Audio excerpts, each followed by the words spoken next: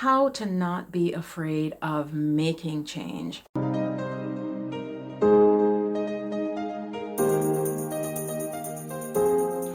namaste, goddesses.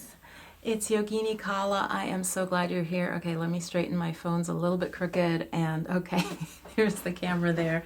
I'm in my studio space, and I just wanted to make a quick video for you today. I'm back recording twice a week, and here's why. The Goddess Group Coaching is launching soon, so I've got most of my materials prepared. I said most, and I would love for you to check that out, and I'll put the link below for that. But so I have enough time to do 2 videos a week, so Wisdom Wednesdays here. I wanted to share with you about not being afraid of making change. That's what Spirit moved me to talk about today. So what do I mean by that? What I mean by that is change is going to happen in life, and it's really human and normal to be afraid of change, right? You know, it's coming from the outside. For example, you start to feel maybe your spouse is unhappy or your partner's unhappy. They're going to ask for a breakup or a divorce. You sense change. It can be very scary. But what I'm talking about is, or you think you might be laid off at your job. Okay, so that's like outside change coming at you. What I'm talking about today is making change.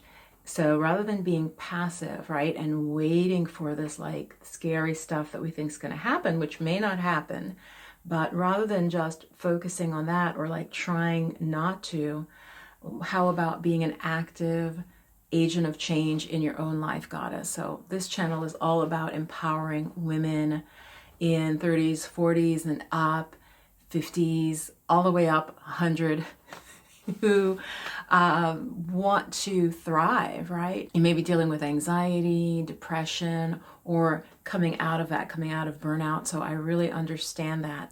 But I'm going to share some stories with you about making change. Usually, how do you know that you need to make change? Number one is your life starts to feel very stale, very stuck, okay? Just repetitive. It starts to feel boring, basically. Things repeat. You also lose your sense of excitement. You lose your sense of joy, okay? And I don't want that for you. That's one sign you need to make a change. Don't wait for change to happen. Don't wait for the boss to say, you know, I'm not really happy with how you're doing, you know, because you sense it. In fact, check out my video. I have a video about how to know when losing your job can be a breakthrough or start of a whole new phase. And I really, really believe that. I've seen it in my life. So rather than waiting, scared, I just really want you to not be afraid to make change in your life. If you're starting to feel stale, starting to feel bored, starting to feel each day is just repeating itself over and over and over, right? Like Groundhog Day. Okay, you don't want that. That's time for you to start to make a change. Number 2, bad things actually start to happen. I'm going to give you a quick example, a story. When I used to work at a very, very well-known museum in New York City, I had been there, I want to say maybe a year and a half. I liked it. I didn't feel I was on my real path, but you guys know I have an art background, so I was in art education. And so, you know, it was a real fancy museum, and I was very happy to be there.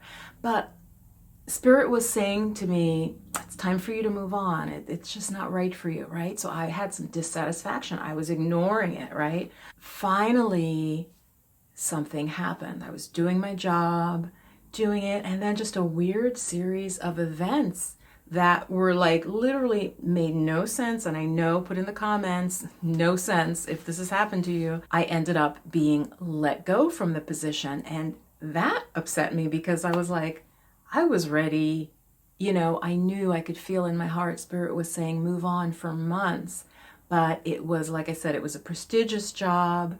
It paid well, it had nice perks, but it still wasn't right for me. And spiritual goddesses out there, very often we're not in the right place for us. So when bad things start to happen, it can very often be a sign that Spirit is trying to move you. And what I always say is, first you'll get like a little slap, then you'll get like a conk on the head, and then something really dramatic happens. And it's, if you didn't listen to the little whispers telling you make a change, it'll just get louder and louder and louder, okay? Give me a thumbs up or comment if that has happened to you. Say yes if that's happened to you. That's the second reason to know it's time for you to become active goddess, to spring into action. Maybe take an archetype of a goddess that is very bold and very powerful. Do some research on goddesses, dig into your spirituality, spend some time journaling, spend some quiet time so you can get clear on the change you need to make. So in my life, so I ended up losing that job, and I was like I said, it was a little bit shady. It really, really was. And I was like, I should have moved on when I had control. So I just want to urge you, make the change, because then you have control of how it plays out. You have much more control because you can plan, you can start seeding little steps. You know, you have your plan B, your B1, B2 plan, your C plan. You're creating the change, and listen to the whispers of spirit because it's always there. Again, you're here on purpose, goddess. You're here for a reason, and I really, really believe the earth, the planet, needs us now to step into action as wise women. We have lived, we've had ups and downs and turnarounds and multiple turnarounds and then come back up and then gone back down. And so goddess, once you realize, okay, I need to instigate a change, to start a change, to be strong, tap into my warrior aspect, that I want to share with you. One way to do that is to strengthen your third chakra, okay? I'll put a video here on working with the third chakra, what it governs and all of that, and I'll put to the playlist. But the third chakra governs fire, okay? The spirit of fire. I have a card here that sort of, let me see if you can see that, the spirit of fire. Okay, fire is about transformation. Fire can burn, it can destroy, but it also gives us warmth. It gives us the ability to cook our food and to render things that were otherwise inedible edible. So fire is a very powerful tool, alchemically, spiritually, shamanically. It represents transformation. So you need to build your fire. If change is hard for you, and again, I really understand that, it can also be that you lack that quality, that element of fire. Okay, like literally. It tends to have to do with digestive problems, sluggishness, often carrying excess weight, and a lot of different little clues tell us there are ways to build that fire.